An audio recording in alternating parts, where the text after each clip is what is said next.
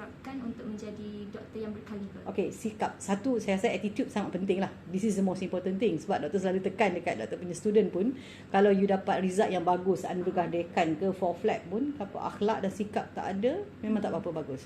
So, the most important thing dalam nak menjadi orang kata seorang doktor ataupun para perawat ni, satu kena sabar lah. Sabar. Of course, sebab sabar ni akan memberi maksud yang sangat luas. Sebab ada orang bila habis medik, dia boleh habis, tapi dia tak boleh habis HO ataupun house officer punya ni kan. Dulu 2 tahun, dulu setahun, naik 2 tahun, sekarang dah makin complicated. So bila you tak sabar habiskan HO, you tak boleh nak servis.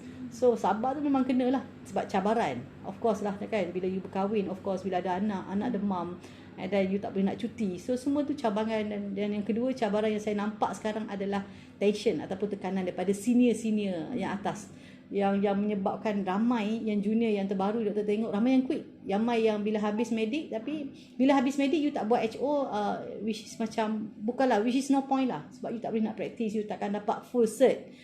Sabar. Dan yang kedua, you memang kena itqan lah dalam buat apa. Itu the most important thing. You buat apa-apa pun, itqan tu memang penting lah. Jangan buat separuh jalan, dan you kena bersungguh. That's my advice. Boleh doktor ceritakan sumbangan yang doktor berikan dalam dunia perubatan? Sumbangan tak banyak. Mungkin orang lain lagi bagus lah sumbangan saya. Mungkin sedikit background saya. Sebenarnya saya pakar pening. Saya punya specialty, saya memang suka tengok orang pening. Dan hidup saya hari-hari orang pening. Okay. So salah satu sumbangan yang saya nampak lah sebelum saya pergi, ialah of course kita semua akan pergi, saya nak memperkasakan ataupun memperkukuhkan bidang klinikal vestibular, ataupun orang panggil vertigo. Pernah dengar tak? Vertigo ni macam mana? Saya ada pernah dengar juga dalam Facebook. Facebook. Vertigo, dia rasa macam dia hilang balancing, bilik berputar. So apa yang kami buat sebenarnya innovation lah. So doktor memang suka innovation. Kalau nampak, this is Balat. So Balat ni sebenarnya salah satu produk pertama kami. Saya tak pernah terfikir ini adalah produk. Ini adalah buku manual yang kami buat khas untuk orang pening. So bila pening, the method yang kami ketengahkan sebenarnya adalah method yang berasal daripada UK, yang mana exercise. Bukan pening makan ubat ataupun injection. Bukan pening tidur, bukan pening tak pergi sekolah kan. For you all, especially kalau stress dengan cikgu ke whatever, bukan pening lagi pada masalah. Tapi bila you pening, you jangan takut, you kena keep doing exercise. Yang ni yang kita panggil modul Balat. Bagi kami, BAL-X ni adalah balance exercise. BAL adalah balance, X adalah exercise. So modul ni bagi saya salah satu sumbangan, walaupun nampak kecil, sebiji buku, tapi dia merubah banyak benda.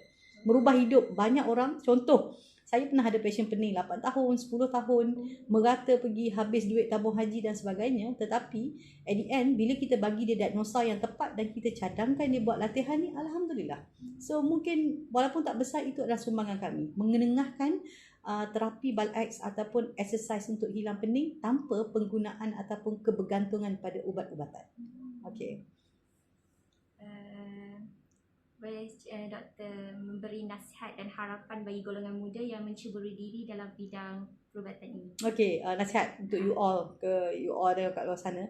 So siapa yang berminat untuk ambil medik ataupun perubatan, sila teruskan. Dan terutamanya golongan-golongan muda ni, especially perempuan ke lelaki ke, saya tak kisah. Tapi kalau you ada keupayaan, you ada rezeki, you ada peluang, rebut. Because saya rasa walaupun mungkin yelah, bila sebut government doctor, mungkin dia punya payment tak sama dengan government ataupun private, tapi payment is not semata-mata kan. Bila you tolong orang, walaupun dalam bekerja you tolong orang, yang tu pun pahala jariah yang sangat besar.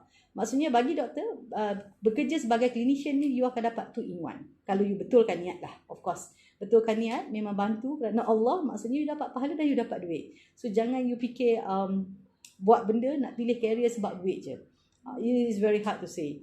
So pilih je apa yang terbaik. Of course kita tak tahu apa rezeki kita, apa doa kita, tapi kita kena selalu berdoa, which is Allah bagi sentiasa yang terbaik kat kita untuk dunia dan akhirat. And especially for those who are perempuan, kan, perempuan kita tahu, sebab kita tak tahu macam mana husband kita, and macam mana kita boleh cope dengan anak-anak kita. Tapi insyaAllah, kalau Allah takdirkan you jadi clinician ataupun perawat, Allah dah atur. Mungkin jodoh you memang boleh faham, kan, you boleh cope. So the most important thing, doa lah yang terbaik.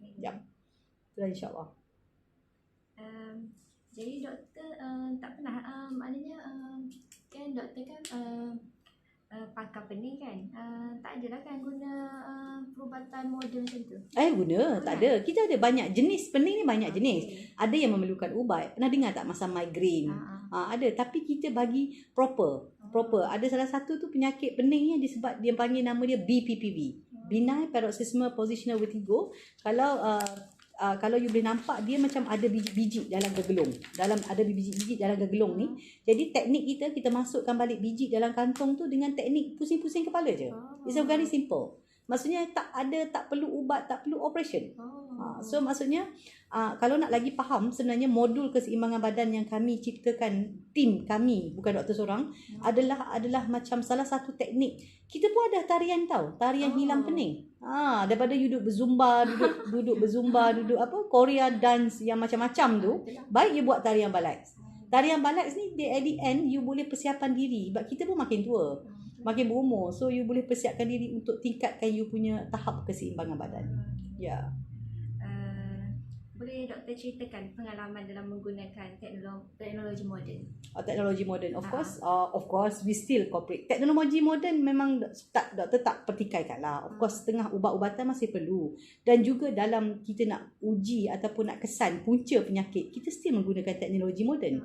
Contohnya macam sejenis alat, mungkin payah sikit you all nak faham, dia panggil macam WEM, nama dia, Vestibular Evoked Magnetic Potential. VNG ada satu alat yang kita masukkan air dalam telinga dan kita nak test kita punya organ balancing. Itu teknologi moden yang sangat membantu sebenarnya.